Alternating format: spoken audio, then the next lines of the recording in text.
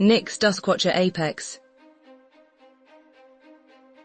The sun was setting as Nyx Duskwatcher Apex sat atop a hill, her long, dark hair cascading down her back like threads of shadow.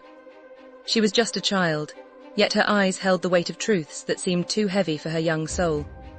The village below buzzed with whispers, some calling her a seer, others a liar. Her gift had always been a mystery to her, but she couldn't ignore the pull of the windsong that whispered secrets in her ear. She had always been drawn to the margins, where shadows crept and truth lay hidden. As she gazed at the horizon, a figure emerged from the fading light, a wandering bard who carried a lute but no song. He was old, his eyes as deep as the night. "You see what others cannot, child," he said, his voice like gravel and smoke. Nyx nodded, her heart pounding. She felt a pulse of warmth in her chest, a power she couldn't name. The old man smiled, a knowing glint in his eye. "Your truth-singing will cost you everything, but it will also save us all." Days turned into years, and Nyx became a woman. She wandered the lands, her abilities growing stronger, but so did the price she paid. Her voice often trembled with the weight of the truths she carried. One evening, she returned to her village, now a thriving hub of trade and gossip. The elders, once cautious, now feared her. "You speak for the dead," they hissed. "You bring darkness." Nyx stood firm, her hands steady despite the storm of anger in the air. She knew her path was clear.